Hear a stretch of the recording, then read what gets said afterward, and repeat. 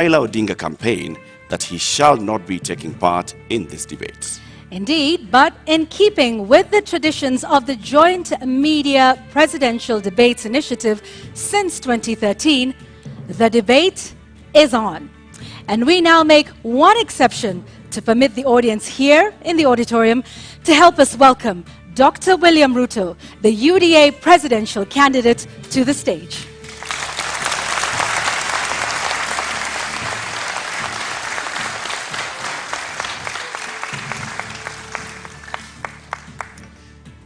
Your Excellency, Deputy President, Honorable Ruto, thank you very much for honoring Kenyans with this appearance.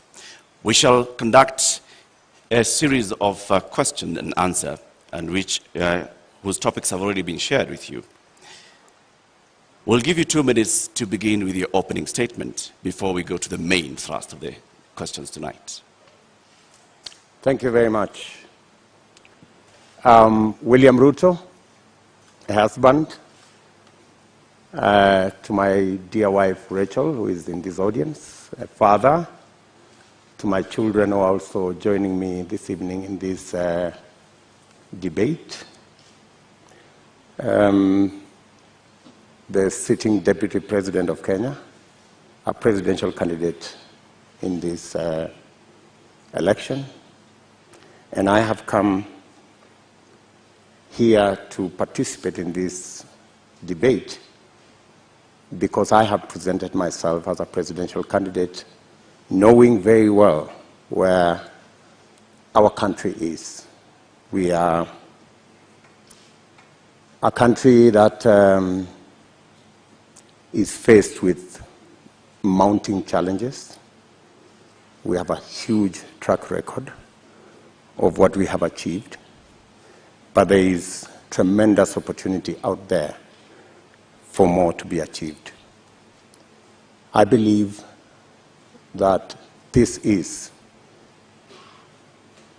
a Mama Mboga moment. We have 5 million young people who are not working. We have 15 million Kenyans who today are blacklisted in CRB. We have 10 million citizens who have no access to credit in the micro and small enterprise sector. And I believe I am the candidate with a plan to be able to get Kenya to the next level.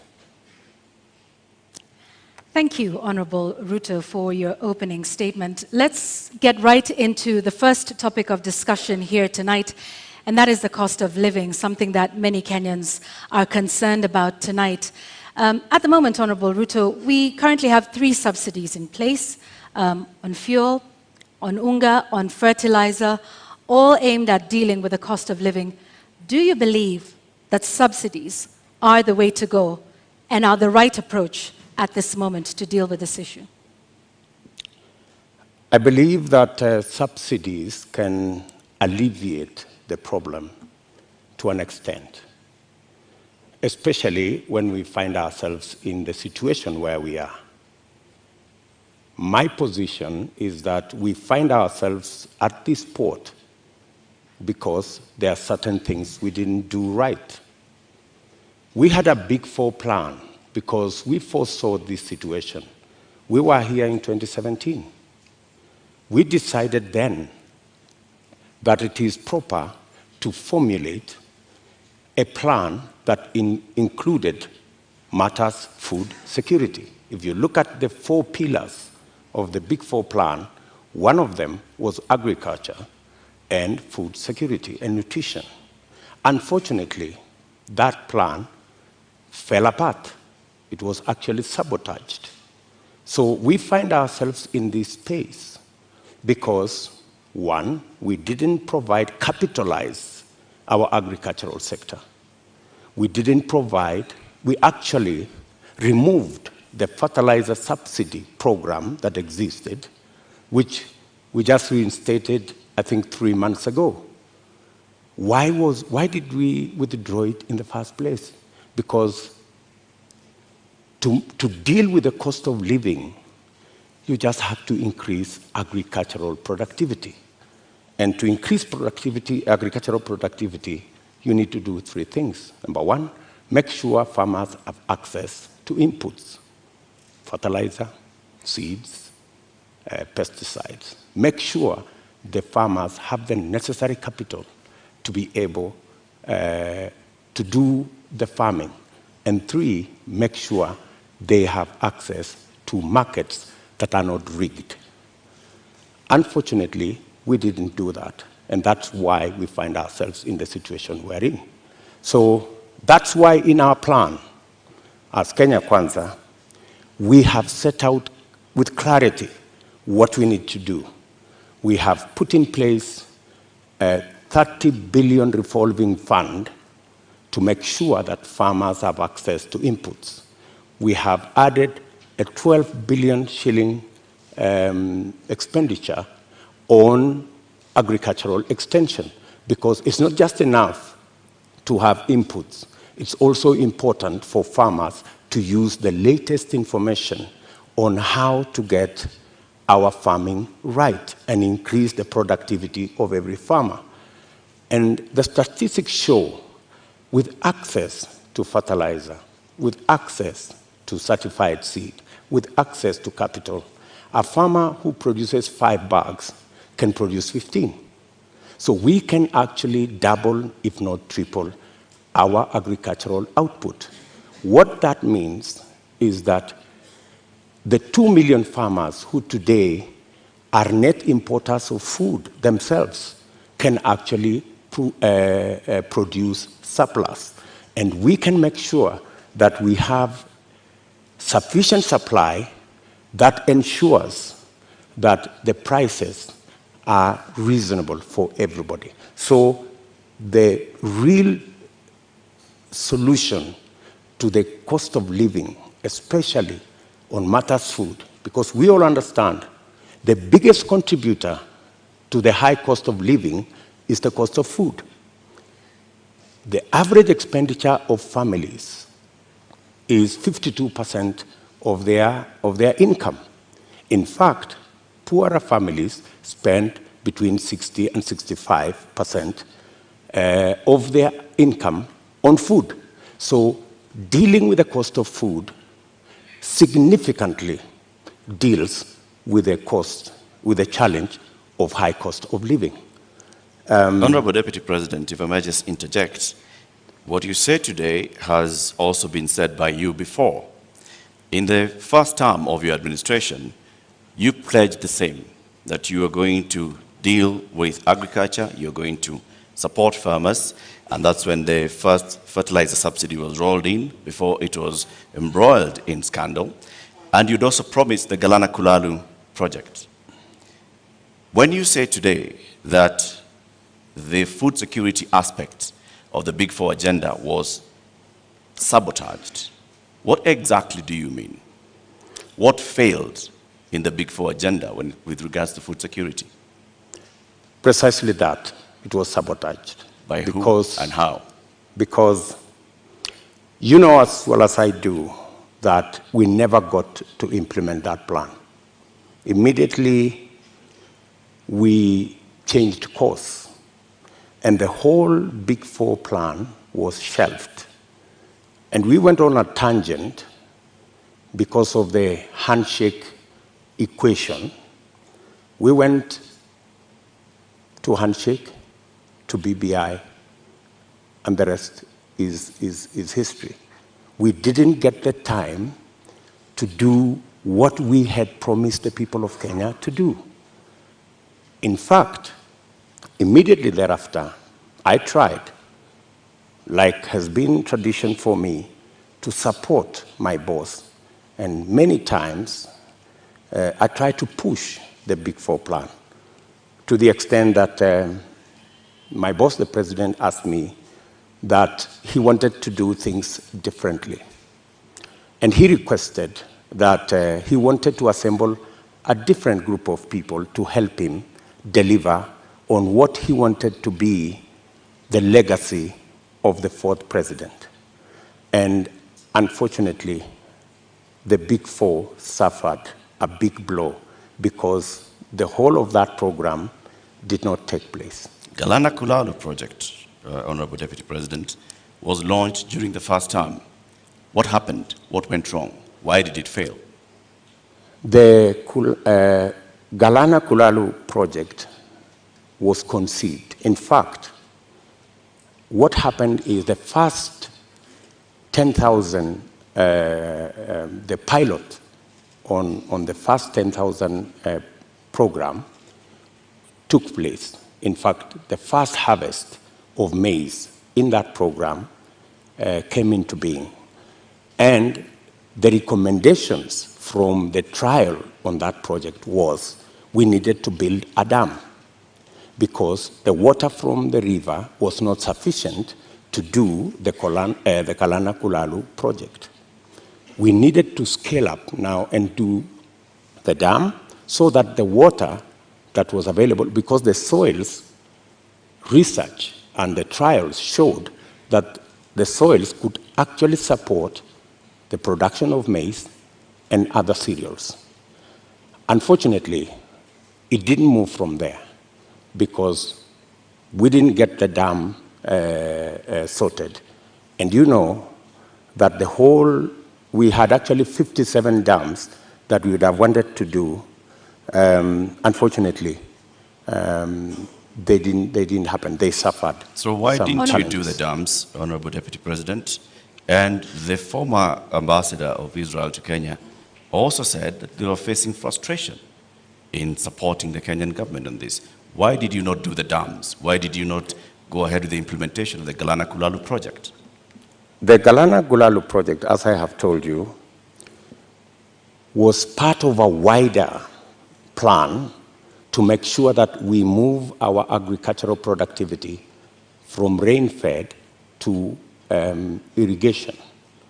And it was not just about Galana Kulalu, it was a series of other dams, including what we call the high Grand Fall dams that was supposed to feed into the lower part of the Tana. It was Lowat Dam in Turkana.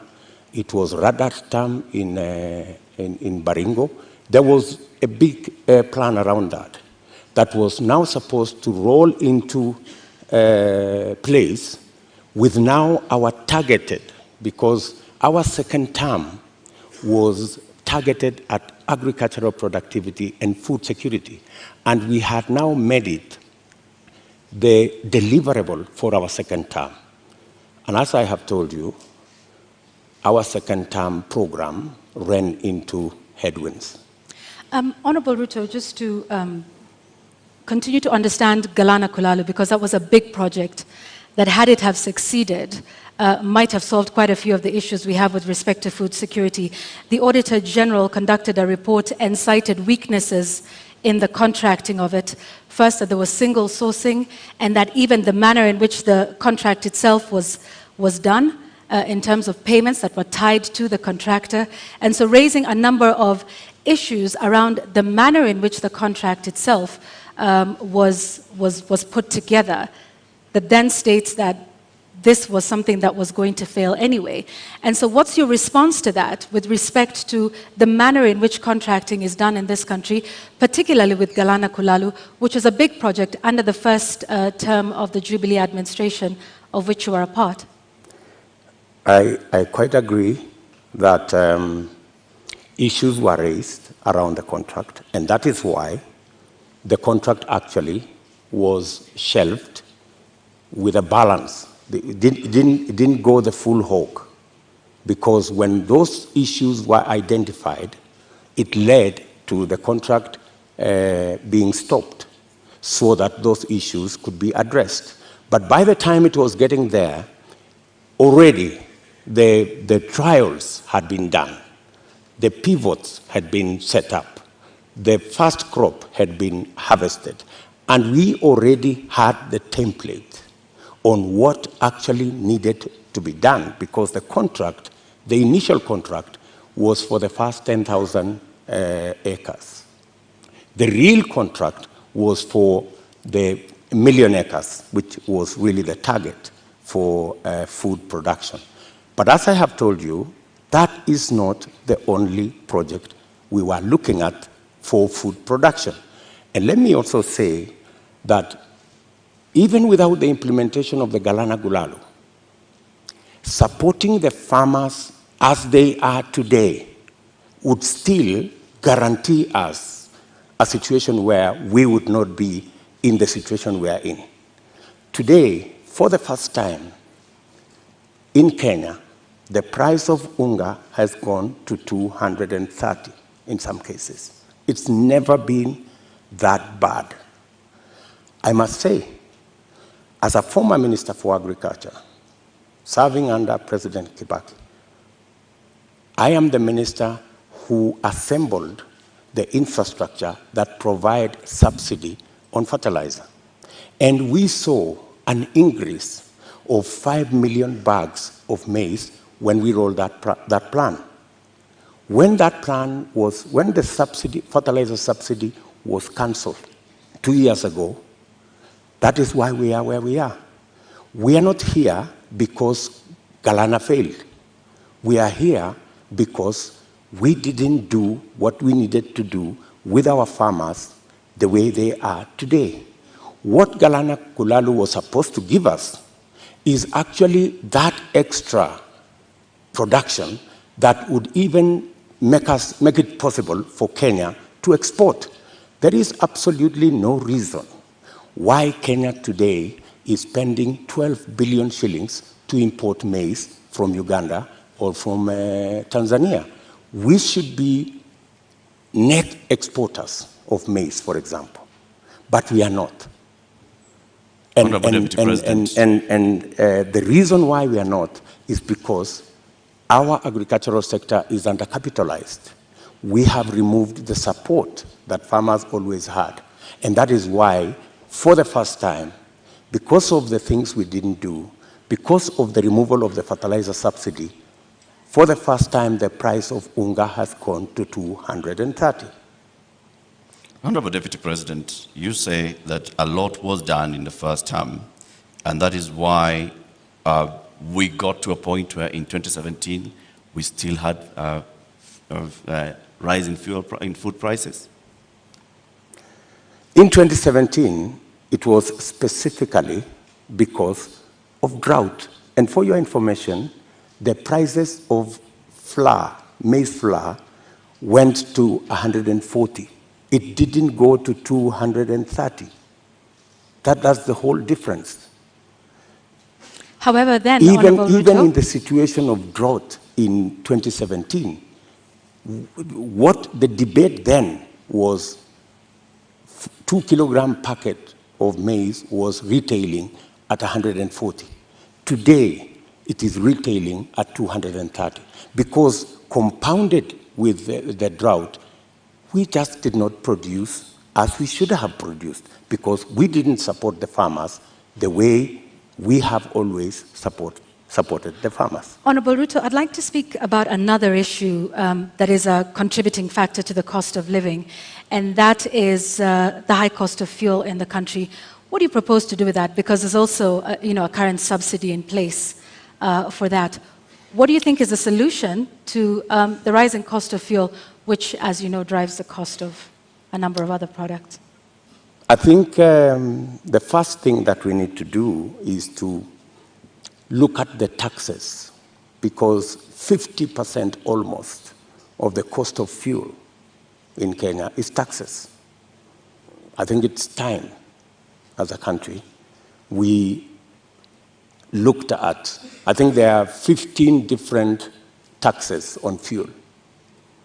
And I think it's time we relooked at how else do we raise revenue.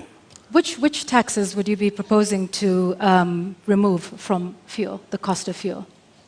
I think majority of the taxes that are in that bracket, I think there are almost 15 different taxes that are there.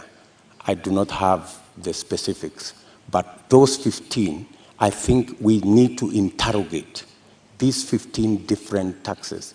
Which ones can we put aside so that, like other countries, we can limit the taxation on fuel. Okay, Take, for example, let me VAT. ask, yeah, let me, yes, okay, take, carry for on. example, VAT. Correct. I think we need to rethink taxation, VAT taxation on fuel. That was the latest inclusion of taxes on fuel. And I think it was very controversial. Yeah, Honorable Ruto, VAT on petroleum products was indeed controversial. Let me take you back to 2013 when VAT was imposed on this as a condition by IMF. At the time, then Majority Leader Aden Duale said, and I quote, "The 181 members have been convinced by our party leader and our deputy party leader on the rationale of 8% VAT on petroleum products." He went on to say, 181 is a very big number, and we will convince our members from the NASA side. So you, at this point in the year 2015, I believe, when this was passed, were pushing for 8% to be added on VAT. Today, you are saying you want to abolish VAT on petroleum products. Why should Kenyans believe you today? Why wouldn't they? I mean, we live in a dynamic country, and it's only fools who don't change their mind. If you are in a situation where the price of fuel has gone to 160, I mean, it's time to think. I mean, when this VAT was imposed, then the price of fuel was under 100. Honorable Ruto, when the VAT was imposed, it was at the time a condition by IMF when we were seeking a precautionary facility. Today we find ourselves in the exact same position with a third tranche of an IMF facility, and once again they are calling for the same issue that we are facing with VAT then is the same one we are facing now. And at the point, IMF has in fact said that we do not need to be removing taxes on petroleum products. So with an IMF facility already in place, are you then saying you are going to go back to the IMF and renegotiate the terms of that loan that is already in place regarding IMF VAT on fuel products? What's wrong with negotiating with IMF? I think any reasonable government, looking at the situation where we are, looking at the cost of living, and how many Kenyans are every day sinking below the poverty line, I think it takes a courageous government to sit down with our development partners, and they are fairly reasonable people, and have a discussion. And I think they are, if not 8%, we need to renegotiate on some of the items that are outstanding. And apart from looking at that, there are other instruments that we can deploy. For example, we have the fuel subsidy fund. We need to think about how that fund is being used, how we are deploying it. Are we deploying it correctly? Is it giving us value? And what changes can be made? We need an open and frank conversation with our development partners who support us. And to the best of my knowledge, they are not unreasonable. They are reasonable people, and they can entertain a conversation on negotiating some of the terms that have been offered to us. Honorable Ruto, I think that will take us into our second conversation tonight, and that is on the issue of national debt. And I'd like to pick up just where you left off. You say our partners are open to renegotiation.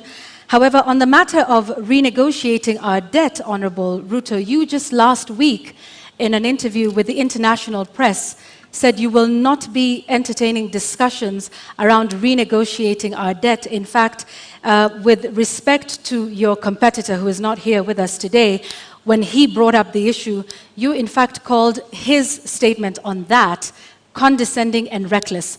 Mr. Deputy President, are you tonight changing your position and saying you will renegotiate and seek to restructure our debt? Not at all. I still believe, as I stand here, that it is reckless for anybody to say we cannot pay our debts. I believe that we have what it takes to pay our debts. And mark you, what we were discussing about VAT is very different from negotiating our debts. But it is tied to the IMF facility, which is a loan. It's completely different. How so? What we cannot entertain as a country is a position that we cannot pay. We are in a position that we can't service our debt. We cannot. We need to go out there and renegotiate our debt. I think that would send the wrong signal. What I would do on matters to do with the debt, we have a plan as Kenya Kwanza on how to manage debt. Number one, we have said we will first slow down, put the brakes on borrowing. Number two, we will put brakes on unbudgeted projects. In fact, that is the biggest source of our problem. Projects that are not within the budget, so that we cannot keep our fiscal deficit at what we have committed, 5% or 5.9%. Number three, we need to raise our revenues. And I have said openly that we have areas that we believe that we can raise our revenue. For example, we collect 52% of all collectible VAT. Just by automation and computerization, we can actually raise 95% of all collectible VAT. That would give us an extra 450 billion Kenya shillings. And added on to that, if you raise that kind of VAT, you can equally raise from corporate tax an additional 200, maybe 150 billion shillings. So there is room to raise additional funding, additional revenue for us to manage our debt without necessarily going to say we are going to negotiate our debt. So I hear you saying that our national debt as it stands today is manageable. Our debt today is a challenge. We need to deal with it. We are not sitting pretty. We are living, if I may say, we are living beyond our means. And that is why I am saying that we should stop this borrowing spree. Let me give you, in our first term, we borrowed 2.2 trillion. From 2017, our handshake brothers have borrowed 4.2 trillion. That's what's the source of concern. And it's not a source of concern to me. It's a source of concern to Kenyans as well. And it's even a source of concern to our development partners. They are beginning to raise issues about our debt. And more so, the trajectory of continued borrowing. So that's why I'm saying our administration will first slow down on borrowing, remove unbudgeted projects, because that's the biggest incentive, and then go back to raising our own revenue. Do you have figures that you are targeting? When you say remove unbudgeted projects, how much are we talking about?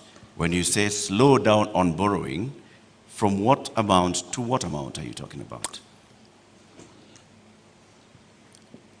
When you look at our fiscal deficit, right, there are too many projects that are not that are not budgeted for. For example, the Uhuru Gardens Museum. You don't see it anywhere in government budgets, but it's been built. In government budgets, but it's been built. So these are the kind of projects. Do you know how much? That, for example, in the last financial year, we've spent close to 15 billion. in that project. In the last financial year, Honorable Deputy President, Yes. do you know how much of unbudgeted projects we spent from you? Actually, unbudgeted projects are in the region of 100 billion. Unbudgeted projects. And that is what is spiraling our borrowing. And I'm saying that our first, and that's why, if you go today to the website of the Ministry of Finance, you will hardly find any paperwork there. You will hardly find any, because there are too many projects that cannot be accounted for that are being done without a budget line. If you look at the expenditure on contingency fund, which is supposed to spend only up to 5% of the budget, sometimes it goes to 50% of the budget. So that is where we need to apply the brakes. And we are saying clearly, we not only have a plan on slowing down on borrowing, we also have a plan on raising revenue in targeted areas. Areas that would give us much more resources to run our budget, number one, and two, to also manage our repayment. And in that particular instance, you may want to know that almost 80% of all our borrowing is actually domestic, which means we are also hurting our own enterprises locally. Access to credit becomes a big challenge. We must think of how we must slow down on borrowing locally and see how we can externalize government borrowing. And it doesn't have to be borrowing. Some of the programs, we must get the stock exchange to take up some of the areas of raising revenue. The stock exchange is a wonderful instrument. We saw it when we were selling the shares of Safaricom. Safaricom was looking for 50 billion. They got 250 billion. It tells you there is a lot of money out there. If we used different instruments, how do we use the different instruments of raising capital for long-term investment using the instruments we have, revenue, and using the stock exchange? So these are avenues that are available for us to be able to take our development forward and minimize on borrowing. Honorable Ruto, while we stay on the issue of national debt for a moment, for decades, the Treasury has refused to make public contracts that have been signed with some of our lenders like the Exim Bank of China or the China Development Bank. You've been part of a government that has refused to make this information public. Why? Those contracts and agreements, in accordance with the Constitution, are public documents. And the public have a right to know and to have access to that information. The fact that that information is not being made public is against the Constitution. So, under but yet, the Kenya Mr. Deputy Kwanza President, administration, you have not. This is something that you could do. You are the Deputy President of this republic. Is this not something you could do or make happen? When you are Deputy President, I'm sorry you've not been one, you would understand. You would understand to what extent you can do things. And let me give you an example. Many people did not see the mettle of Mwai Kibaki until he was president. When he became president, he made a sterling job of being president. All along, everybody thought he was a lackluster performer. I am undertaking to the people of Kenya that given a chance to be president, things will be different in Kenya. So let me ask this just one more time. You are the sitting deputy president of this. You say this should have happened constitutionally, but it did not. Was this not something that came up in cabinet meetings? That at least we've not seen you protest about this particular matter, because debt transparency and debt, what we owe and who we are paying is something that taxpayers should know. So if you are saying this is something that should have happened but didn't, why would Kenyans believe you when you say that this is something you will do if elected president? Because I have never been president before. This is the first time I'm vying to be president. And this is the first time I will occupy the high office of president. This is when the buck will stop with me. Are you saying, Mr. Deputy President, that in the last 9 years, you have sat in cabinet meetings and expressly said that you would like the contracts details to be released to the public? I will not tell you whatever discussions took place in cabinet, because we are seeking to understand, Your Excellency, because is what role you played it is not in my making place. sure that the government that you serve is actually adhering to the Constitution and several court orders. Whenever it was available for me to take a position, I have always taken a position. And I have taken many positions. Sometimes that did not look very popular, if you may. And I have taken very firm positions in cabinet. And I have taken very firm positions in the public. And I think people of Kenya know me not as a coward. They know that I take what I believe in, and I take positions. I am saying here that every contract signed by the government of Kenya is a public document, and it should be available to the public.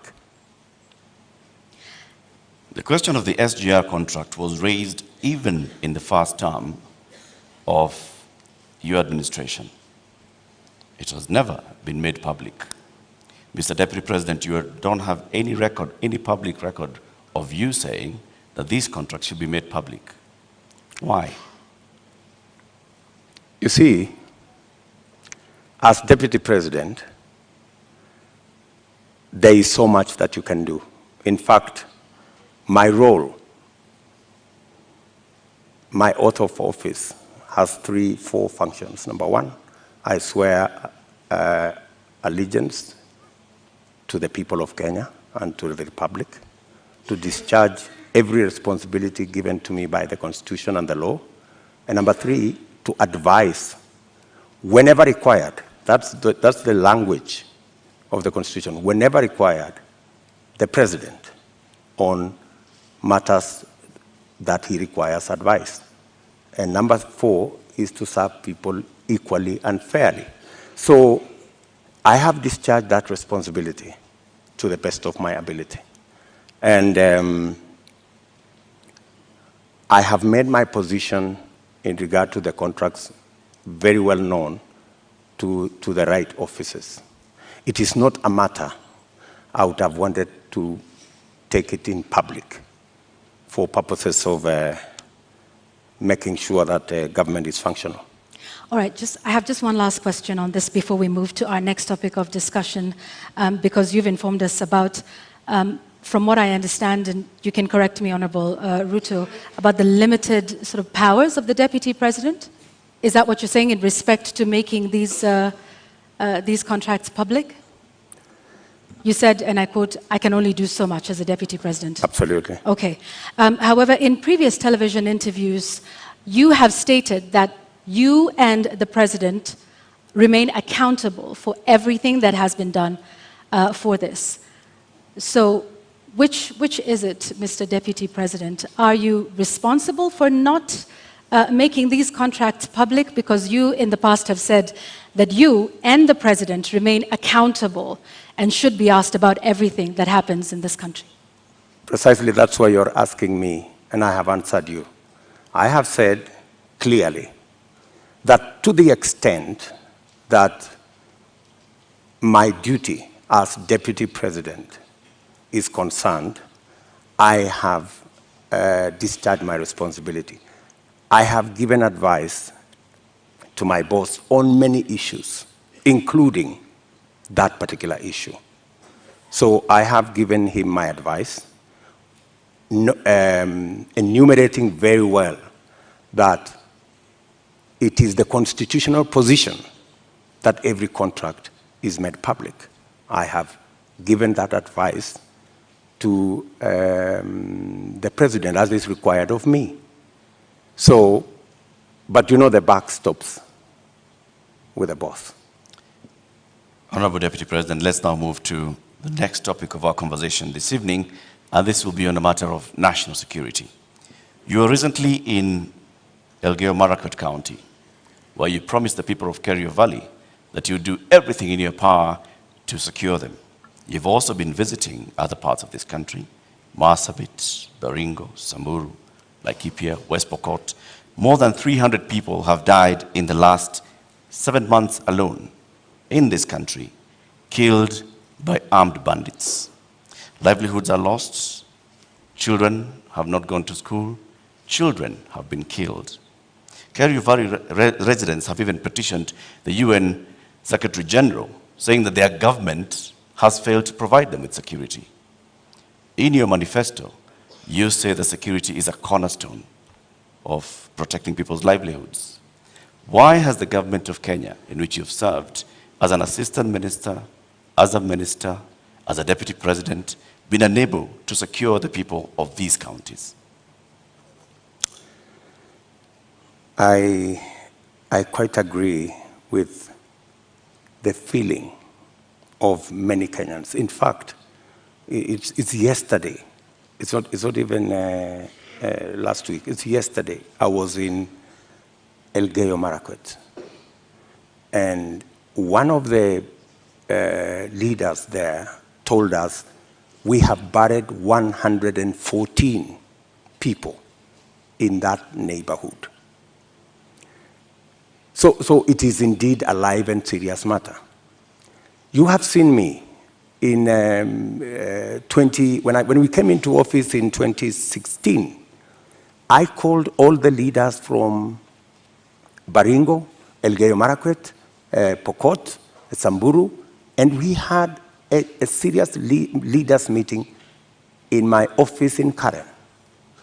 And because of that meeting, for about 3 years, we went round, we mobilized all the governors, and we provided National Police Reserve in all those areas. And the situation was under control. But when we came into the handshake arrangement, a false narrative, very unfortunate false narrative, was rolled out that, all these National Police reservists in Elgeyo-Marakwet, in Baringo, in West Pokot, were actually a militia that William Ruto would use at some point. And all the National Police Reserve were withdrawn. A very reckless act. And with the withdrawal of the National Police Reserve, the situation went south. And that is why I was saying yesterday in Elgeyo-Marakwet that we will do whatever it takes. And today, there is a program to build security outposts. And I'm saying, whatever it takes, even if it means bringing the military and military installations to support the police in some of these areas. In fact, you just reminded me, yesterday I overflew a huge tract of land where 3 years ago I was standing there, and it was all maize. Yesterday, they haven't planted there for the last 3 years because of insecurity. So insecurity is not only causing our children not to be in school, it is causing starvation, it is causing death. Yet, people want to treat it casually. But Honorable Let me Deputy tell you, President, let me just allow in me the to- last 3 years, Mr. Deputy President, you have not spoken out about the issue in Kerio Valley. You have not said anything about the killings that have been taking place, like they told you, 150 people buried this year. You spoke about it only yesterday. Where have you been in the last 7 I have months? always been there. In fact, if you go and ask those people in those regions, I have always been present. We have buried many of those people with our own money. We've taken many of those people to hospital with our own money. I have deployed my personal resources to deal with that situation because I know it was a political political agenda. You know, the withdrawal of the National Police Reserve was really an unfortunate act. But because it was intended to punish William Ruto, you know, never mind that many people lost their lives, is a real tragedy. But that is the nature of our politics in Kenya. Honorable Ruto, Unfortunately. Honorable Ruto, you're saying that was done to punish you? What other explanation would you have? You go withdraw security personnel in the whole of that whole region, you know, you subject people to... How would that punish you, Honorable Ruto? Because I am the one who had led the whole, in fact, I am the one who had taken charge. In fact, I was there every 2 weeks in that region. I was there every 2 weeks. I am the one who mobilized the resources. I am the one who mobilized the security men, the identification of the National Police Service. And so it looked like it was about me. It was never about me. Did you mobilize those resources on a personal basis or as Deputy President? As Deputy President. So why would your government punish the Deputy President? You live in Kenya, my good friends. And I am failing to understand it, sir. And you know... Are you telling the people of Kerio Valley that 150 of them have been buried this year alone just because a government is punishing the Deputy President? Not just that. The Kimwarer and the Aror dams were cancelled intentionally to punish my supporters. That's it. We will come to that, sir. You, as the Deputy President, consume intelligence reports.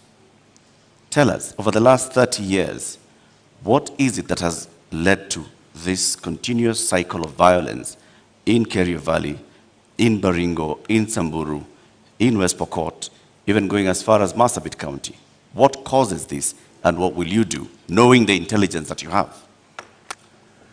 The biggest contributor to the situation we have in those regions is competition for resources, competition for water, competition for pasture, general matters of education, and precisely the reason why we had a plan on Radat Dam to provide the water for the whole of that belt.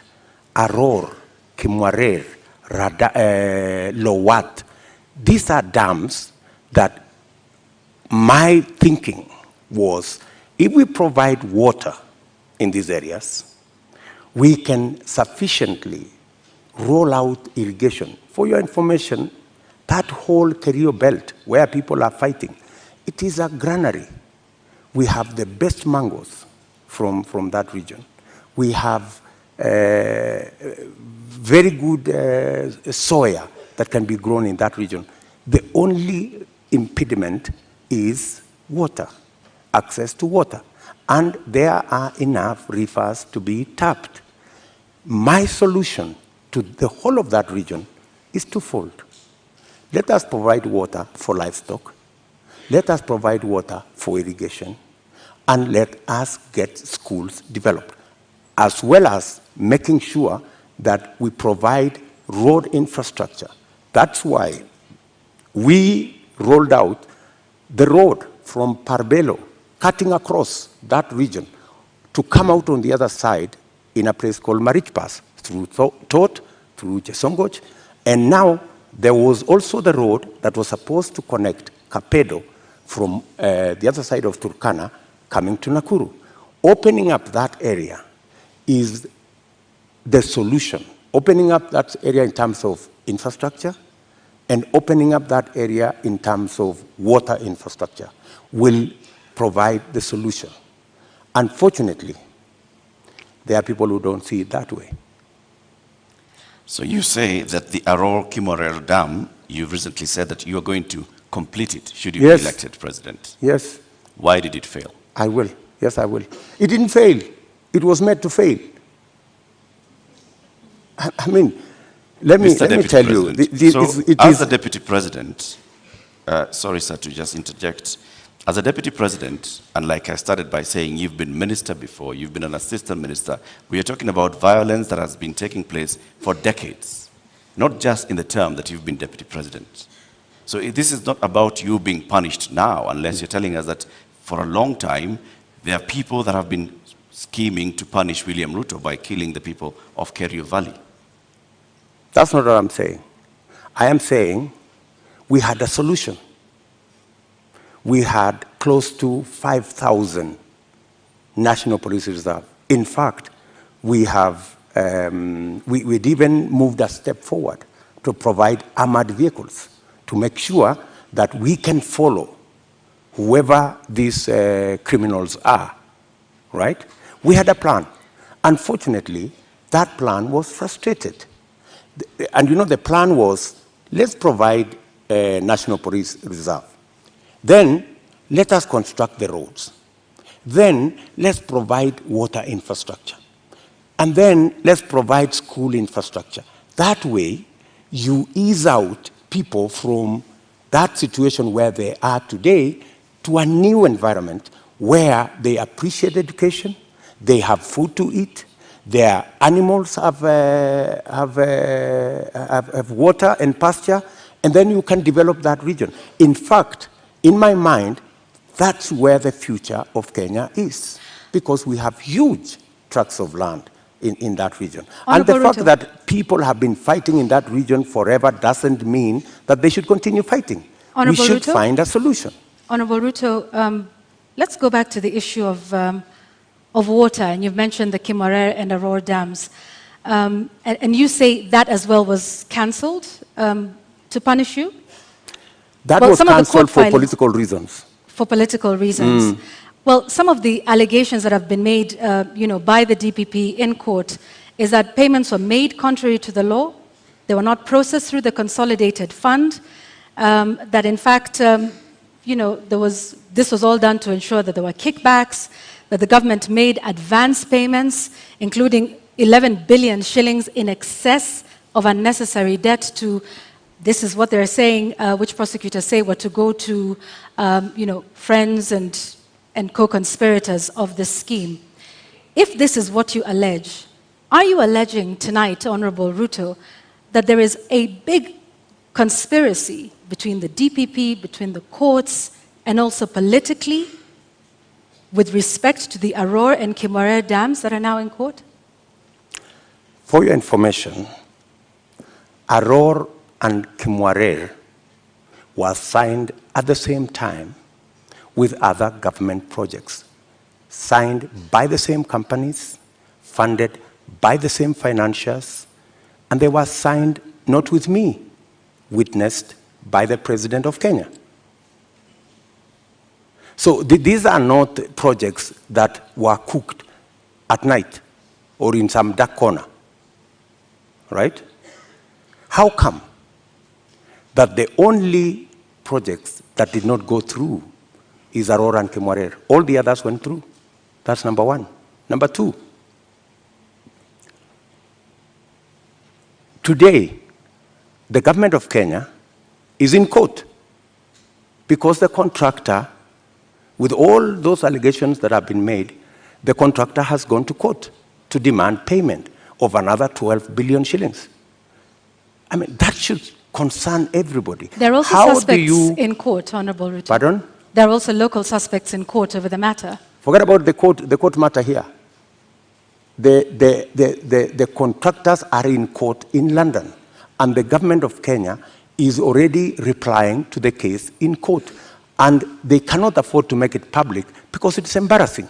Why did the contractor not continue with the project? Because he was denied the land where to set up the dam.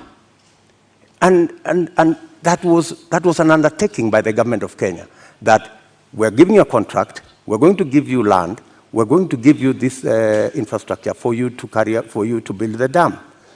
And the reason given then was that, the dam was going to be in a forest. How many dams are in the forest?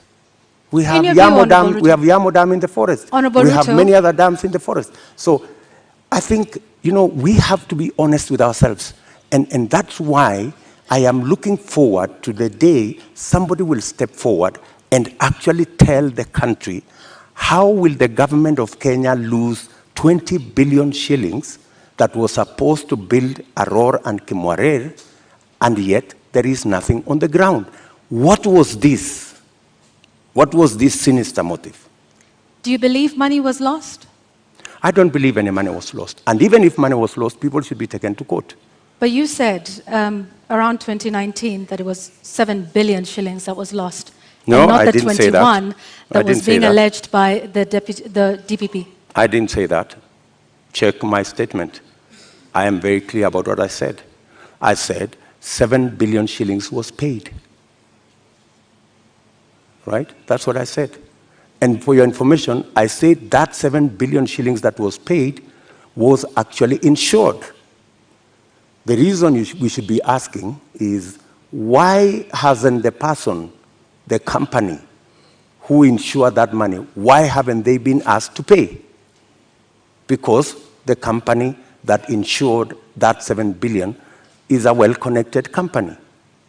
That's why the demand letter has not been put to them.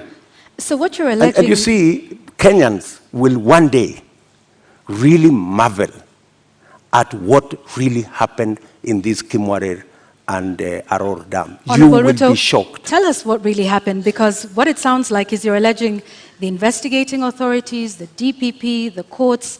There are suspects in court at the time, including former Cabinet Secretary Rotich, who I believe was charged afresh a couple of months ago over this issue. If this is all politically instigated, are you then saying that all of these authorities, different arms of government, are conspiring against you, from investigators to the DPP to the courts, to punish you, Honorable Ruto? Let me ask you, that matter has now been in court for 4 years. It has not moved an inch. It's been dancing. This person, today you're being charged, tomorrow, no, remove this person, the next day, remove this person, the next day, change the charges, because somebody is actually waiting for another government to come and carry the shit, unfortunately. And that's what's going to happen. That's why that case has never moved an inch. Mention after story after story. I mean, surely, how can we lose 7 billion? Another 12 billion that is going to be incurred by this government. And it's an act of political convenience. You just said we didn't lose 7 billion shillings. No, I'm just saying eventually we will. I mean, if it is not sorted out. And that's why I'm saying when I come into office, I will make sure that the money is not lost. And I will make sure that the impediment imposed on this project, we will provide the land. The contractor will build the dam. And we will move ahead. To conclude the matter of national security, I think we'll also touch on constitution implementation here. Over the last 9 years, Deputy President, you have been chairing the Intergovernmental Budget and Economic Council. The Constitution establishes, under Article 204, the Equalization Fund, which was meant to fast-track development in some of these marginalized areas, the ones we've been talking about, and many others, to help them with water, roads, health, education projects. Why has this fund never been operationalized? Two things. My chairmanship of the Intergovernmental Budget and Economic Council extends to a limit. The issue you have raised about equalization fund is actually in the ambit of the summit, which is chaired by somebody else, right? As chairman of the Intergovernmental Economic and Budget Council, in fact, governors listening to me today, they know that we did a perfect job, especially when it came to transfer of functions, a function that was supposed to take 3 years. We made sure that we worked day and night because we wanted to get devolution rooted and moving. We completed that exercise in a record 1 year instead of 3 years. We have since worked with county governments, and many of the governors will tell you that I have provided leadership as chair of the council on every matter, whether it was grants, whether it was matters to do with conditional grants, whether it was making sure that there is a balance between what goes to national government and what goes to county governments. The whole of that trajectory, whether the issues to do with settling matters with the former local government authorities, assets, liabilities, I have been working on that with many governors, and we have made tremendous progress, including the final one that we concluded the other day, where counties now, as entities, can borrow money.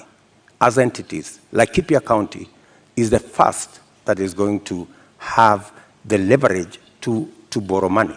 So I have a track record on what I have done. Thank you, Mr. Chairman of IBEC. Now let me ask the question to the Deputy President. Why has the Equalization Fund never been operationalized 12 years after the promulgation of the Constitution? The Equalization Fund, window. As Deputy President I can answer, the Equalization Fund, halfway through, there was a big argument between who will implement this Equalization Fund, because it was under the national government. The counties argued that because there are 14 listed counties to benefit from this fund, why don't we give this money to the counties? Then there was a problem of trying to get the regulations on how this fund would work out. And it dragged on the contestation as to, and some projects were implemented, some water projects were implemented, some road projects were implemented.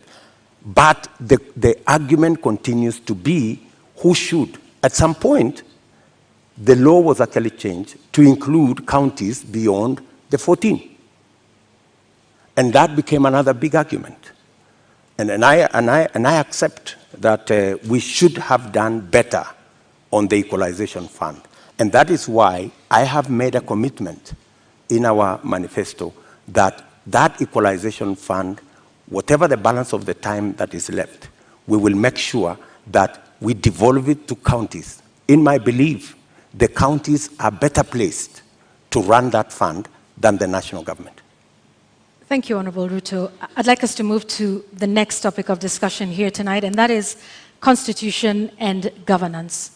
13 years since the adoption of the Constitution of Kenya 2010, citizens continue to complain about non-effective implementation and a weak culture of constitutionalism. Honorable Ruto, which part of the Constitution of Kenya do you think has not been implemented with fidelity, and why? I think we should sort out the two-third gender rule. I think we owe it to the people of Kenya, and especially to the women of Kenya, that this part of the Constitution is implemented. I believe that we need to sort out certain matters to do with devolution, like the one I have said, the equalization fund. I think it was wrongly put under national government. It should go to the counties.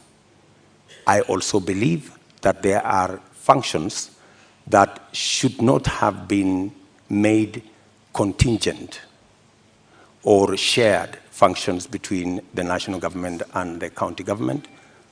Local authorities, regional authorities, for example. Those are functions that we should either agree to be managed by counties jointly or to be subsumed into county governments. If it is Kerio Valley, how do we split it so that the counties in the Kerio Valley we have a Kerio Valley Development Authority. Should that be managed by the national government? I don't think so. I think it should be managed by the counties in the Kerio Valley.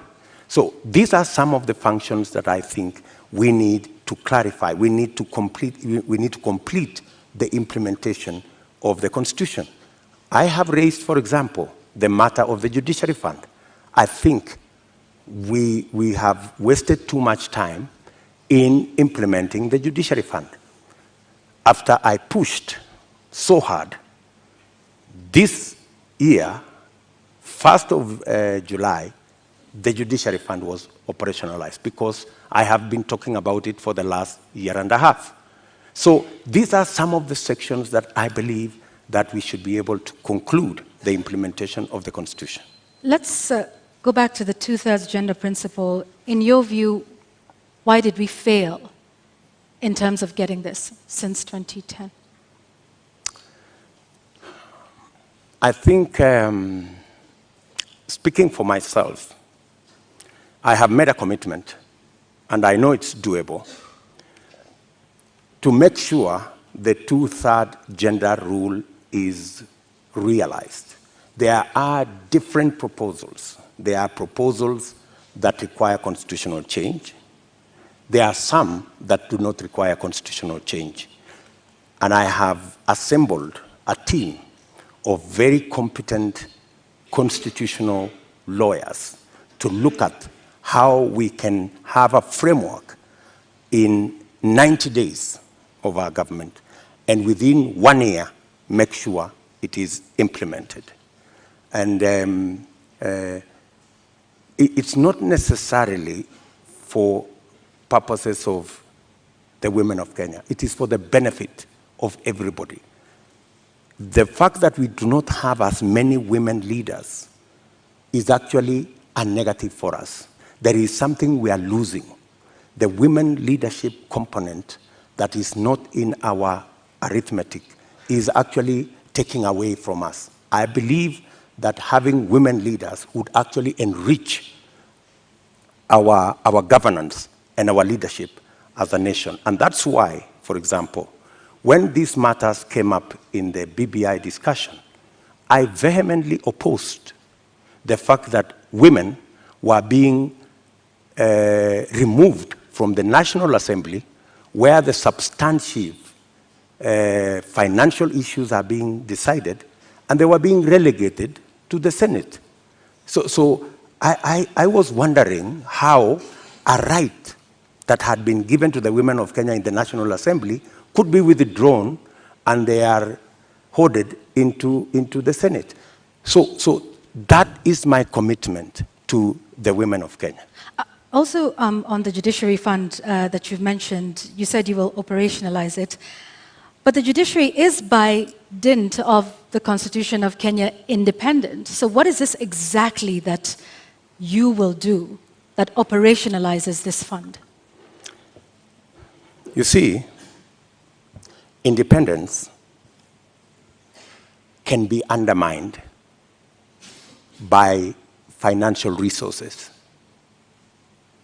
The reason why the judiciary has been raising this issue over and over is because, much as they have their independence, their financial requirements are still subject to other pieces of legislation, which is against the Constitution. the Judiciary Fund is supposed to draw resources directly from the Consolidated Fund. Once approved by Parliament, that should be it. And in fact, because of the push that I have had on the Judiciary Fund for the last 1.5 years, it was actually operationalized in June. So you do have some influence, Honorable Ruto, within this government. If you look at, I have been pushing in the public, because that's what I said. When I said I'm going to set up the Judiciary Fund, I think somebody decided to say, this fellow is pushing too hard. Let us implement this Judiciary Fund so that he loses this card. He cannot take it to the people of Kenya. I don't mind that. So you do have some influence. We have achieved it anyway. So you have some influence, Honorable Ruto? Because previously, in this conversation... Of course I have influence. But in this conversation previously, you have said there's limits to what the Deputy President can do. I have influence nationally on pushing agendas. I may not have... Such as disclosure of SGR As Deputy President, I didn't push the Judiciary Fund as Deputy President. I pushed it as a leader. Why couldn't you do that then for a number of the other issues that we have discussed here tonight that you have said you did not have influence over? I have pushed back, for example, on the issue of the BBI.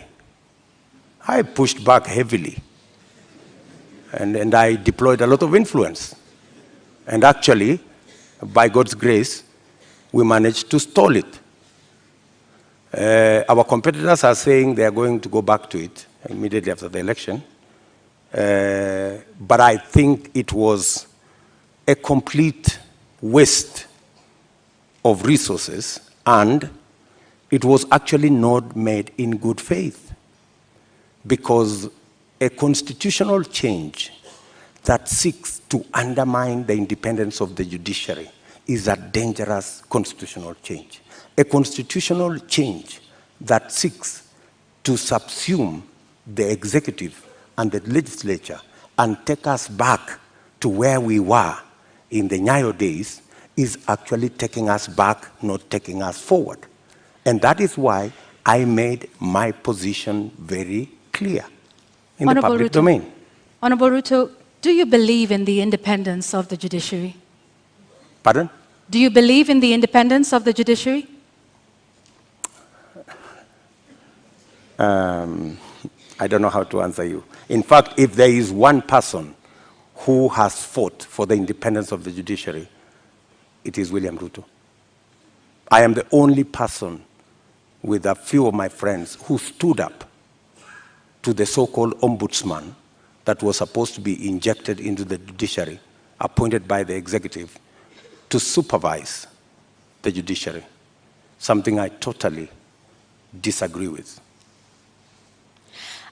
You talk about you being the biggest defender. However, the administration which you have served since 2013 has been cited several times for disobeying court orders. Let me give you one example, or a few. Former Air Force commander waiting for 6 years to be restored to his rank and given 71 million shillings compensation. NYS service official injured in the line of duty, yet to receive 3.6 million shillings by the courts. There is a number of those, including the matter involving the swearing in of judges. This is an administration in which you sit. In fact, former Chief Justice David Maraga has often lamented the executive's disregard of court orders. You are the second in command of the executive and of the Republic of Kenya. What are your thoughts then around the independence of the judiciary, and why have there been so many court orders disobeyed under your watch as Deputy President? Two things. I am an ardent believer in the independence of the judiciary. When the judiciary issued a ruling nullifying our election, I went out of my way to persuade my boss for us to go back and do the election again.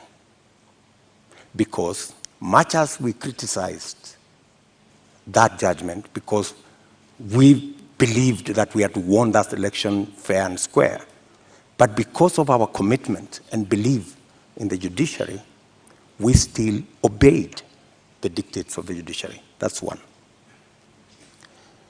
You have raised incidences where, of course, judgments have been entered against government and they have not been sorted out. And I quite agree. And in fact, that was one area we identified even as we developed our manifesto. If you look at our manifesto, we have squarely identified that as an issue, that we cannot continue this situation where government leads in disobeying orders. Honorable Ruto, yes, that's indeed a good matter for me to interject. Just hang on one second, Honorable Ruto. Yet you have sat in that administration which has defied court orders. We haven't heard you raise issue on that. And in fact, now that you brought up the 2017 Supreme Court petition, you were rather unhappy with the Supreme Court judges. You called them those 6 people. You called them wakora. Does that demonstrate respect for the judiciary?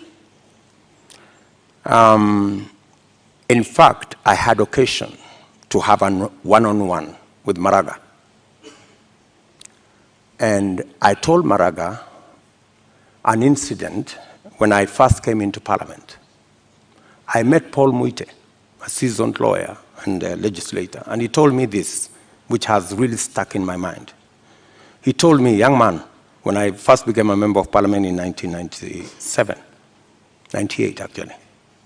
So he told me, when you support a government,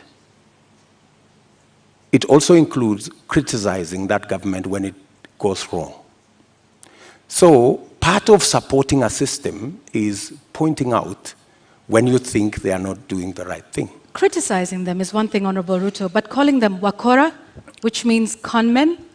Do you believe that the Supreme Court judges of 2017 were conmen and women? I would want to understand in what context that wakora thing you have mentioned, because I have, if there is any respect for the judiciary, is to comply with the decision of the court. Did we comply with the decision of the court? Yes. We went back to the election. But you haven't in many of the other court orders that we have cited here tonight. We went back to the election. And the admission that the fact that there are so many outstanding issues, and the fact that I have singled them out, and they are part of what I intend to sort out, is actually halfway the solution. I don't think if you look at the manifesto of our competitors, they have recognized that as an issue. I have recognized that as an issue because I believe in the independence of the judiciary. I believe government should lead from the front in obeying court orders. And in fact, we have said in our manifesto, if you read it clearly, it says we will look at all judgments that have been entered against government. And we will develop a mechanism to make sure that within 1 year, we comply with all judgments entered against government, so that even as we drive the country to obey court orders, we lead as government from the front. Let's talk about something else, Mr. Deputy President, and this is with regards to leadership and integrity. Your opponent, who did not turn up tonight, said he could not come to this debate because he did not want to face a man who has no regard for ethics, public morals, or shame. How do you respond to that? Do you sincerely believe that that is the reason why he's not here? I don't think so. I don't think so. My competitor is not here because he doesn't have a plan. He doesn't have an agenda. He cannot articulate anything to the people of Kenya. That's why he's not here. Secondly, my competitor is not here because he doesn't want to answer difficult questions. You know, he's been part of this administration, the handshake administration, for the last 5 years. KEMSA happened, and many other things happened. In fact, my competitor could not come here because he's not the real candidate. He's a project. At this moment, Honorable Ruto, just one moment. Just to remind our members of the audience that they agreed to abide by the rules of the debate, and that involves no cheers, no jeers, no noise.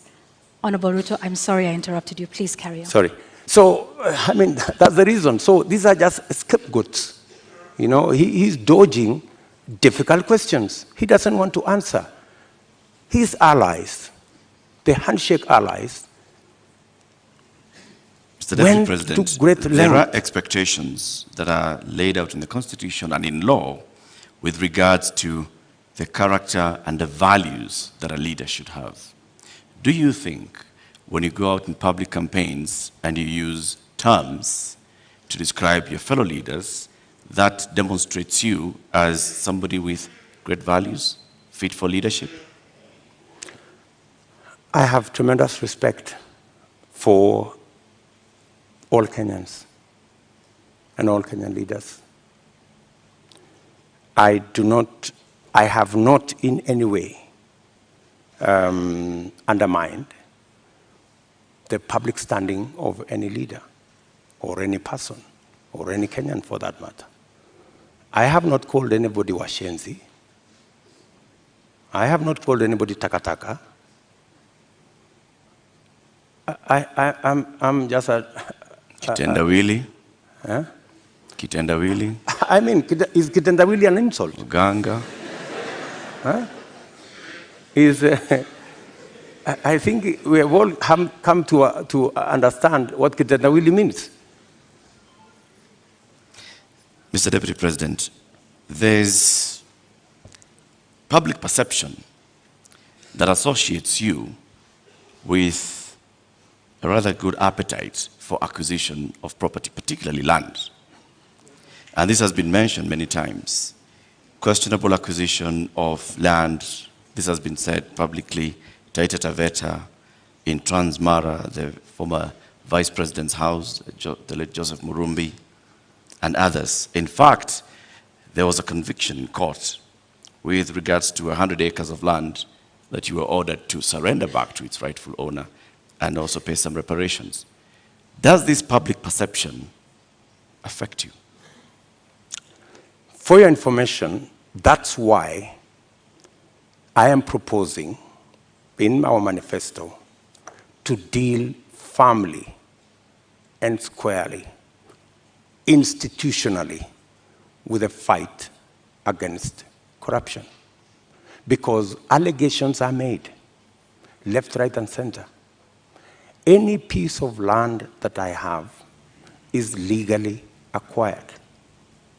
In fact, I think we need to discuss the Muteshi land. You've talked about the 100 acres.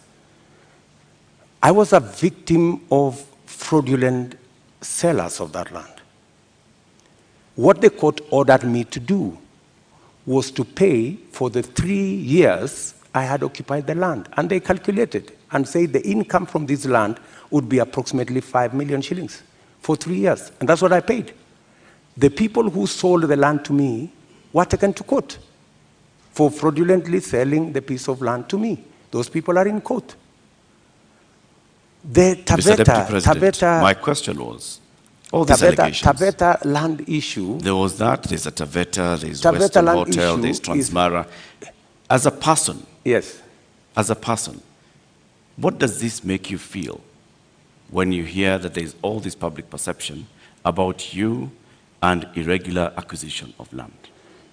You see, acquisition of property is a legitimate endeavor. How you acquire it, if it is legitimate, you've paid value for it, and I want to tell you, I have paid value for any property that I have. Maybe the whole story is like everything else that has been said, and all manner of allegations have been raised about many people, you know. My competitor, Dominion land has been mentioned about him, Molasses land, so many other pieces of land. Does that make you guilty? Not at all. I think the presumption of innocence and the fact that I can stand up to scrutiny. And for your information, I am probably the politician in Kenya that has been audited, left, right, upside down, inside out, on any matter, you know? And maybe because I have raised my head beyond what many people think I should. If I was a quiet business person, I am sure I wouldn't attract the same kind of labeling that I've been subjected to. How much is enough? Enough is enough.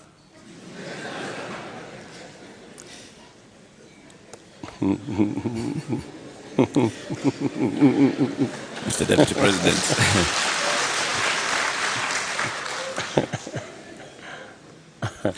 Mr. Deputy President, we'd like to conclude this conversation with the election preparation. We're just 2 weeks away to the August 9th general election. You've previously said that, yes, you are willing and ready to accept the outcome of the election. Are there any circumstances under which you will not accept the outcome of the election? For a minute. Accepting the outcome of the election includes going to court if you have an issue with the results. That's accepting the outcome of the election. Okay, you say my competitor has won. I have a doubt, and I will go to court. Why I made that deliberate statement is because we have had a situation in Kenya where every other election we foment a crisis around refusing to accept the outcome of election. And it has cost us lives, property, and many other things. And I needed to be on record, and which I am, that I will accept the outcome of this election. I know that the people of Kenya will make a choice. If it is me, I will prepare to govern the country on day one. If it is not me, I will accept that my competitor has won. If I have any issue, I will go to court and accept the outcome of the court. Honorable Ruto, we've come to the end of this conversation tonight. We would like to give you 2 minutes to give us your closing statement tonight. I think it is very important for us to look at this election against what is the competition. Our competitors have run away from this debate in total contempt to the people of Kenya, because it's not William Ruto who is going to make this choice. It is the people of Kenya that we are speaking to. They have very little regard for the people of Kenya. They think the deep state is going to make the decision. They think that the system is going to make the decision. I want to tell the people of Kenya tonight that they are the ones who will make the decision on the 9th of August. Their vote is what will make the next government happen. And I want to encourage them to disregard the propaganda, the mobilization of chiefs and all these people and the provincial administration and the whole of this contempt and madharau, and tell them, tarehe 9 mwezi wa 8 wa Kenya, ninyi ndio mtaamua serikali ambayo inakuja. Na mimi nawaambia, serikali ya Kenya Kwanza itapunguza gharama ya maisha, tutahakikisha kwamba watoto wetu milioni 5 wako na ajira. Tutahakikisha kwamba kila mmoja wetu anaweza kwenda hospitali na kuwe na bima ya afya, na tunaweza pia tutahakikisha kwamba kuna maji na watoto wetu wanasoma. Tuko na mpango. Tarehe 9 mwezi wa 8 waamuke, wapige kura, watengeneze serikali, tuende mbele pamoja. Shukran sana, Mr. Deputy President. Honorable Dr. William Ruto, thank you for making the time for us tonight. Thank you very much. That's right.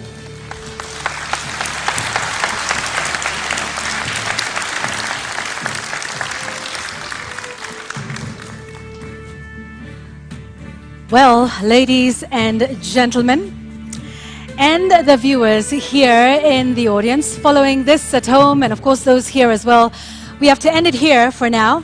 Our appreciation to Dr. William Ruto of the United Democratic Alliance for honoring voters with this duty to a public televised national debate. We thank you again. And indeed, that marks the end of the 2022 Joint Media Presidential Debate Series. The next presidential debate shall come to you without fail, and inshallah, in July 2027, at a date to be announced by the Joint Media Presidential Debate Secretariat. We thank you for watching. My name is Eric Latif of Spice FM and KTN News. And I'm Yvonne Okwara of Citizen Television. Good night.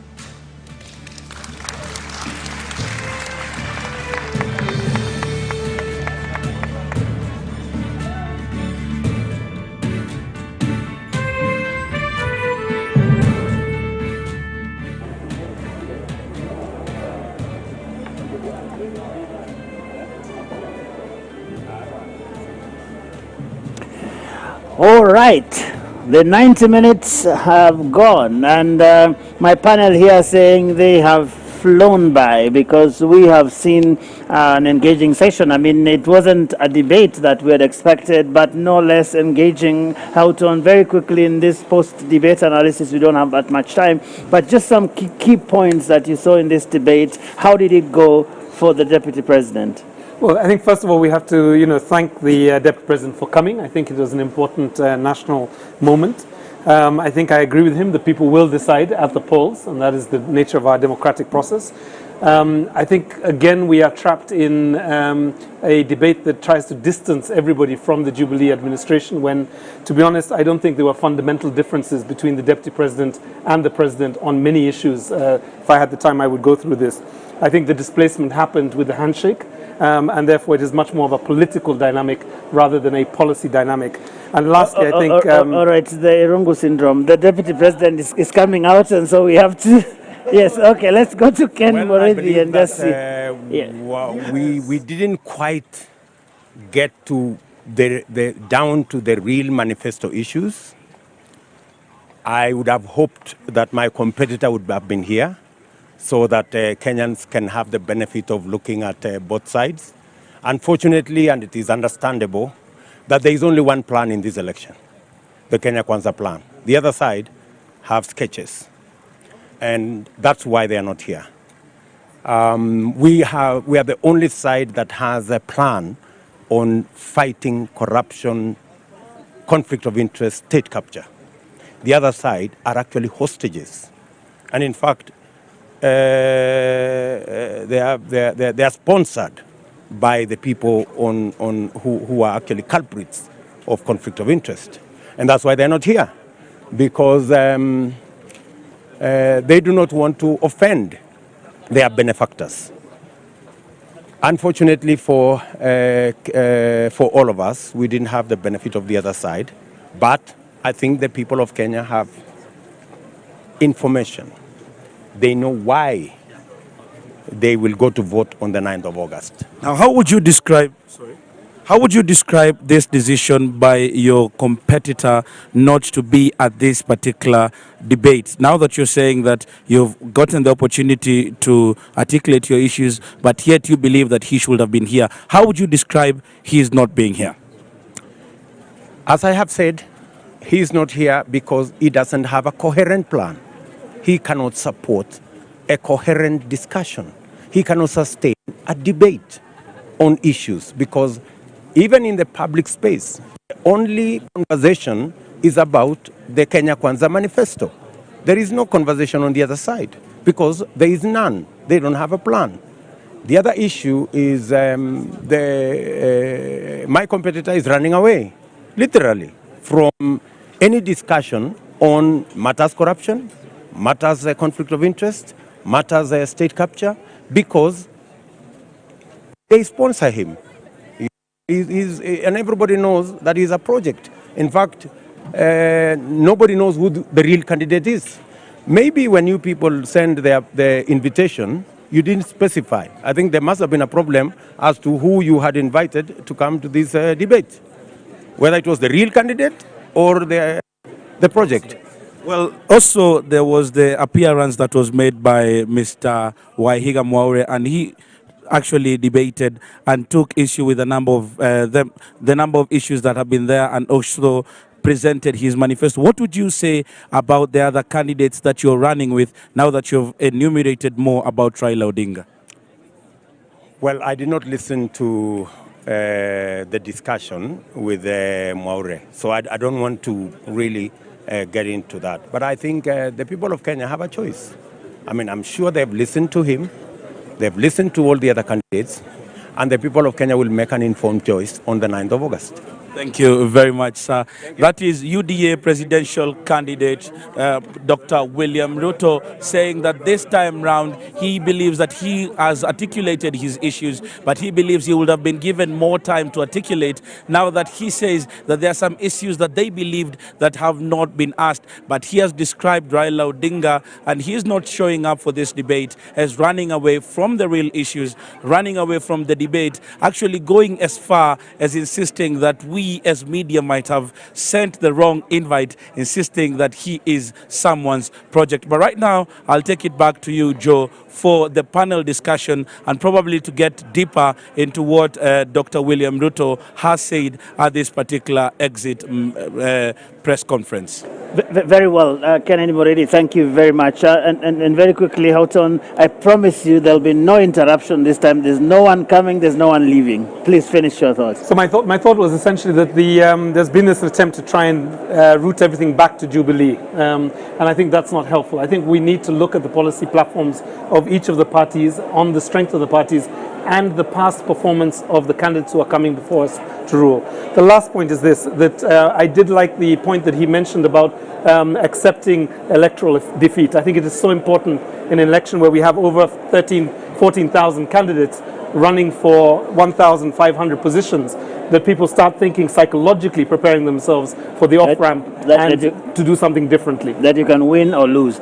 Now, Dr. Emmanuel Manyasi, Executive Director of USAWA, you came at the tail end of this, but we are glad to have you nonetheless. Not so much about education, which is your pet subject, but a lot of things about equality, which I am sure you're also very keen about. What stood out for you in this conversation that has just ended? Thank you. I listened to this conversation. I listened to the earlier one. I get an impression our leaders don't appreciate the magnitude of the problems we have. Yes. And if they do, they haven't thought through the solutions that they're offering. Because I think so far what we've had is the normal things we've had many times over the years. We will do this, we will do that. But I feel strongly that it was unfortunate to miss education. Unfortunately, because that is the first crisis the next president will face. We have 2.5 million children who must go to our secondary schools that are already congested. That must happen in January. And then we must prepare for another 2.5 or 2.6 in 2024, because we must have 2 double intakes into secondary school to phase out 844. I had wanted to hear that conversation, especially because the candidate who came, there has been attribution to his campaign that they will want to abolish CBC. And so a lot of head teachers, a lot of owners of private schools out there who are being encouraged by the current CS to put up the secondary stream to accommodate CBC are anxious. They don't know whether it is a good investment to make. It would have been important that the candidate responds to that, because I hold the view that the candidates who didn't turn up are actually eventually going to respond to what has been discussed today. Yes. And so any issue that has been tabled today will exhaustively be discussed by even those who didn't show up, because they're going to respond to it. And so it was a big miss for me, but I'm happy that this discussion has begun. I hold the view that it will continue, and I invite Kenyans to engage with this discussion beyond today. All right. Professor Witi, what did you hear or did not hear? How did this go tonight? So first off, I want to congratulate Deputy President Ruto for showing up. And I want to say to Raila Odinga, shame on you for doing what they did in 2017. When they didn't show up, you're basically paying back with the same coin, but the people you're spiting are the Kenyans who are going to troop to the polling stations to vote for you. So this is a problem. Now, I find this conversation to have been very revealing. We've now seen the many dimensions of Ruto, and I counted 4. Ruto the victim, Ruto the powerless deputy president, Ruto the limited deputy, and then Ruto the person who wields a lot of influence. So I think this duplicity in terms of how Ruto presented himself is problematic. He was very incoherent on fundamental policy questions, especially around agriculture. What is the focus? It seems to me, and it is very disconcerting, that all these candidates think that the solution to solving the productivity problem is to throw fertilizer to the soil. That's not the solution to agriculture in this country. It also marginalizes the fact that a majority of the producers in the space that we have for productive utilization of land actually are pastoralists who are in the very devastated semi-arid and arid lands that are completely underinvested. And Ruto was not very clear on that. On the question of debt, he thinks the solution is to stop borrowing. The solution is to cut spending and right-size government. There's a revenue cliff as well that he also doesn't talk about. So I think he was very flippant, and it was just really difficult to understand how it is so easy for William Ruto on the campaign trail on a stamp speech to be extraordinarily articulate and to be completely rudderless when he's subjected to questions. And I think his lack of mastery or an understanding of the granularity of running government is worrying, given the fact that he has tremendous resources and a team around him that should have prepared him much better for this. So I think this was a bad night for for presidential candidate William Ruto. Sheila, there was some conversation about what you said is your pet subject, the whole question of integrity, leadership, corruption, and all of these things. Yeah. What did you hear, and did this conversation give you some hope that perhaps it might be dealt with if Dr. William Ruto takes over as president in the next 2 weeks? On leadership and integrity, he talks about, in terms of the approach to fighting corruption, he says is to institutionalize the fight against corruption. I think that has already been done, and that's why we still have a problem. We focus so much on legislation, on policy, on building institutions, but we're not looking at the real meat of it, which is ethics and what we're talking about earlier. And both sides, I feel, I've heard Azimio speak about this as well. You know, they're very uncomfortable with the issue around leadership, with integrity, ethics, morals, because in both camps, they're surrounded by people who have certain questions. And I think that's why, for me, the Deputy President didn't articulate himself well on that aspect. But on the questions around his acquisition of property, what I would have wanted to hear from him is a commitment that he will subject himself to a lifestyle audit. I think these are valid questions that people have had in terms of how he has acquired property, and not just for him, but even for any other presidential candidate. We wouldn't expect less also from Raila Odinga, that they should actually promise that they will subject themselves to a lifestyle audit. Uhuru Kenyatta did, remember, in 2018. That never happened, but we need to actually ensure that this is done so that these public positions don't become an opportunity for self-enrichment, because it has, yeah?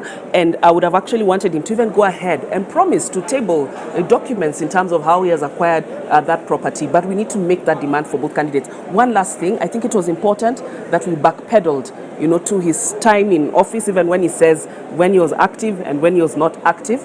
I mean, I thought he felt almost as helpless as I am as a Kenyan, but I think that he has to be held to account for his time in office. You can't just take credit for the good things and then try to evade failures of government. All right, Wanjiru? I think I'll pick up where Sheila has left off, and I agree. Well done to Honorable Ruto for coming today. Well done to the Kenya Kwanza team for, having a manifesto that's been built based on public consultation.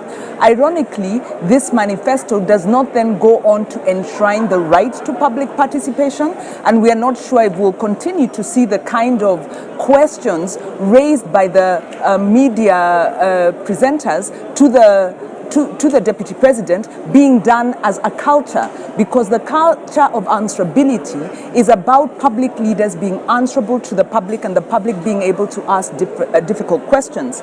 And I think the one issue that comes out here is of trust. We are seeing the Kenya Kwanza campaign trying to rewrite the 5 years of the bromance, and the Deputy President really at pains to paint himself as helpless when we know they were smiling at each other, making decisions together, and fist thumping and all of that, and a lot of abuse of office. We counted 19 corruption scandals in the past 3 years of the. And we have run out of time. Right, Would you believe it? Yes, yes. All right. So, ladies and gentlemen, it has been a great night here. Lots of conversations, not just here, but those that will continue for the next few days before the election, and perhaps even after the election. And we are beginning to wrap things up here. And so we are going to make one final location call to our men and women on the ground all around this campus. And I'll take you right now to Kennedy Mureithi and Rita Tinina. Well, the purpose of this debate is for you who has registered as a voter to get any extra information that you have not gotten this far from the political rallies that have been held by the different politicians who are yearning to rule this country after the August elections. And what we do know is that 4 invitations were sent to the presidential candidates. 2 of them turned up and they have sold their manifesto. Have they been able to convince you? Well, that is only a question you can answer on the 9th of August 2022. But here at the Catholic University, we have followed it through from the first debate that involved the the governor candidates of Nairobi. Then we went to the deputy presidential nominees until today, when it culminated into the presidential candidates, and they have said what they needed to say. Indeed, here at the Catholic University of Eastern Africa this evening, the 2 candidates, Agano Party presidential candidate Mwaure Wahiga, as well as the Kenya Kwanza presidential candidate, Deputy President Dr. William Ruto, have had the chance to articulate their policies. And this is away from the jeers, the cheers, and what you call theatrics of the political campaign rallies. And here, with the thorough interrogation of the moderators, of course, without their well-scripted speeches, they have had that chance to reach out to you as a voter at home.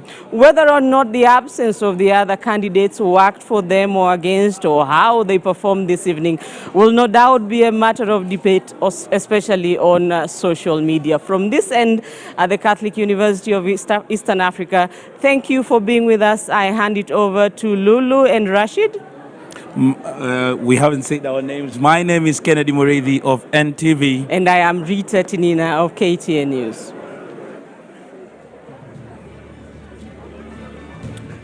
Na mtazamaji, ili kuweza kufanikisha na kuweza kuwajibikia sura ya 12 ya katiba sehemu ya kwanza na sehemu ya pili, ilibidi mwamvuli wa wanahabari wawaalike wote wawaniaji urais hapa nchini Kenya. Wakaalikwa, wakaalikika, wawili wakaghairi, wawili wakafika, wakapokelewa. Wameingia moja kwa moja katika chumba cha mjadala. Maswali wakauliza, wakajibu, wakajaribu kuchachawizwa, wakasimama imara, wakajieleza. Kwa kweli itakuwa sisi ni watovu wa nidhamu na shukrani tusiposema asante kwa waliofika, manake wametendea haki mamilioni ya Wakenya walikuwa wamekaa kusikiliza kwa redio na kutizama kwa runinga. Na mama, kwa hakika Rashid, wengi wanajiuliza siku hii ya leo, nani amefanya vyema, nani ameuza sera zake vyema, nani amebana kidogo, lakini la hasha mtazamaji, hilo